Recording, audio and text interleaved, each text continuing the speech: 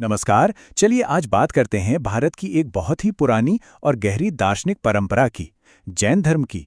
हम इसके जो मूल सिद्धांत हैं उनमें थोड़ा और गहराई से उतरेंगे। तो सबसे बड़ा सवाल उठता है कि आत्मा और कर्म, इनके बीच आखिर रिश्ता क्या है।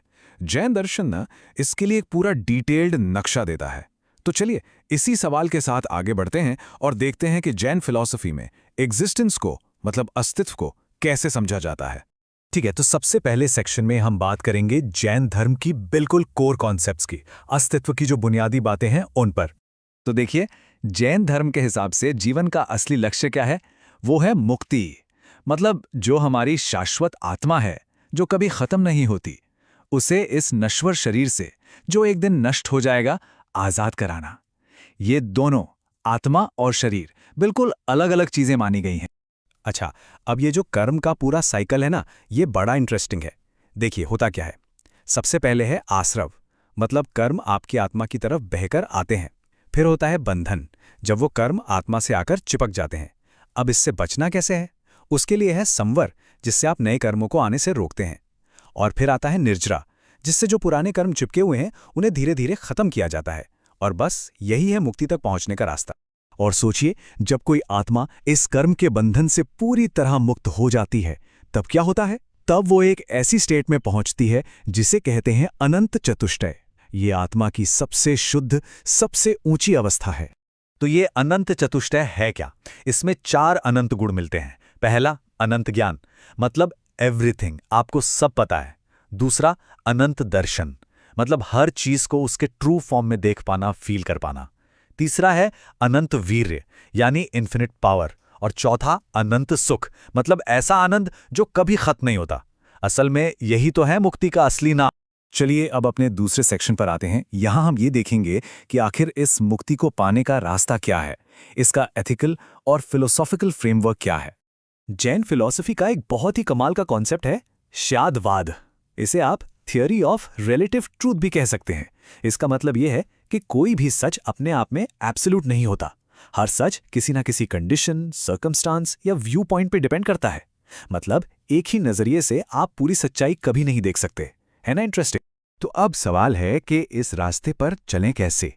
इसके लिए जैन धर्म में त्रिरत्न बताए गए हैं, यानी 3 जौहर। ये हैं सम्यक दर्शन, मतलब राइट फेथ, सच में पक्का विश्वास। फिर है सम्यक ज्ञान, यानी राइट नॉलेज, चीजों की सही समझ। और आखिर में सम्यक आचरण, मतलब राइट कंडक्ट, आपका व्यवहार सही होना चाहिए। और ये जो कोट आप देख रहे हैं, यह आपके कर्म की पहचान है। इसे केवल तीर्थंकर ही दे सकते हैं। ये असल में त्रिरत्न और कर्म के कनेक्शन को ही दिखाता है। माना जाता है कि इस रास्ते की सही जानकारी सिर्फ एक तीर्थंकर ही दे सकते हैं, क्योंकि वो खुद इस रास्ते पर चलकर मुक्त हो चुके हैं। तो चलिए अब तीसरे सेक्शन में चलते हैं। यहां हम देखेंगे कि इन सभी सिद्धांतों को डे टू डे लाइफ में, अपनी मान्यताओं में कैसे प्रैक्टिस किया जाता है। एक बहुत ही जानी मानी और काफी कठोर जैन प्रैक्टिस है संथारा या सल्लेखना। इसमें व्यक्ति अपनी मर्जी से मृत्यु तक उपवास रखता है। इसका मकसद ये होता है कि जीवन के आखिर में कर्मों से मुक्त होकर आत्मा को शुद्ध किया जा सके। और इसका एक बहुत बड़ा हिस्टोरिकल एग्जाम्पल भी है। कहते हैं कि सम्राट चंद्रगुप्त मौर्य ने भी अपने जीवन के अंत में यही राइट परफॉर्म किया था। अब जरा जैन धर्म के कुछ कोर बिलीफ्स पर एक नजर डालते हैं। देखिए, वेदों की अथॉरिटी को मानते तो हैं, पर तीर्थंकरों को उनसे भी ऊपर रखते हैं। अधोलोक यानी अंडरवर्ल्ड में उनका विश्वास है। आत्मा के होने में तो जाहिर है विश्वास है ही, और पुनर्जन्म में भी, कि कर्मों के हिसाब से अगला जन्म होता है। और अब आते हैं जैन धर्म के शायद सबसे जरूरी, सबसे सेंट्रल प्रिंसिपल पर, और वो है अहिंसा, नॉन वायलेंस। मतलब किसी भी जीव को किसी भी तरह का नुकसान नहीं पहुंचाना। और यह अहिंसा का पालन कोई हल्का फुल्का नहीं है, बहुत ज्यादा स्ट्रिक्ट है।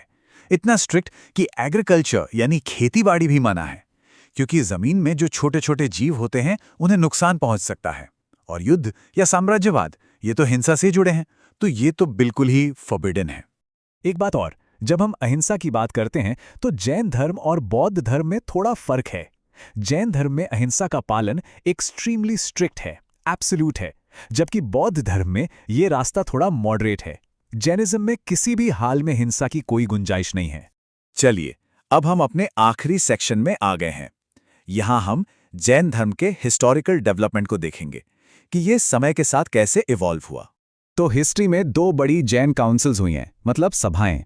इनका मकसद था जैन धर्म के सिद्धांतों और ग्रंथों को ऑर्गेनाइज करना। पहली हुई थी चंद्रगुप्त मौर्य के राज में, करीब 322 बीसी में, और दूसरी काफी बाद में हुई 513 या 516 एडी के आसपास, गुजरात के वल्लभी में। हाँ, यहाँ एक छोटी सी बात क्लियर करनी है। नोट्स में इसे सेकंड बुद्धिस्ट काउंसिल लिखा गया है, लेकिन कॉन्टेक्स्ट से साफ है कि ये असल में सेकंड जैन काउंसिल की बात हो रही है। और ये काउंसिल बहुत इंपॉर्टेंट थी क्योंकि यहीं पर अंग यानी जैन धर्म के जो सीक्रेट टेक्स्ट हैं उन्हें कॉडिफाई किया गया, मतलब उन्हें फाइनल शेप दिया गया। अब जैन धर्म के इतिहास में एक बहुत बड़ा टर्निंग पॉइंट आता है। हुआ ये कि मगध में एक बहुत भयंकर अकाल पड़ा। उस मुश्किल समय में आचार्य भद्रबाहु अपने बहुत से फॉलोअर्स को लेकर, जिनमें चंद्रगुप्त मौर्य भी शामिल थे, दक्षिण की ओर चले गए। लेकिन स्थूलभद्र और उनके फॉलोअर्स मगध में ही रुक गए और इसी एक घटना से एक बड़े बंटवारे की शुरुआत हुई। और इसी बंटवारे से जैन धर्म के 2 मेन सेक्ट्स बने। जो लोग स्थूलभद्र के साथ मगध में ही रह गए वो कहलाए श्वेतांबर, वो सफेद कपड़े पहनते हैं, और जो भद्रबाहु के साथ दक्षिण चले गए थे वो कहलाए दिगंबर, वो पारंपरिक तौर पर कोई वस्त्र नहीं पहनते। तो ये पूरी चर्चा हमें एक बहुत बड़े सवाल पर लाकर छोड़ देती है। आज की दुनिया को देखिए, जहां इतनी सारी कॉम्प्लेक्स चैलेंजेस हैं, इतना कॉन्फ्लिक्ट है। ऐसे में जैन धर्म का ये एब्सोल्यूट नॉन वायलेंट का सिद्धांत हमें क्या सिखा सकता है? ये एक ऐसा सवाल है जिस पर हम सबको शायद थोड़ा सोचना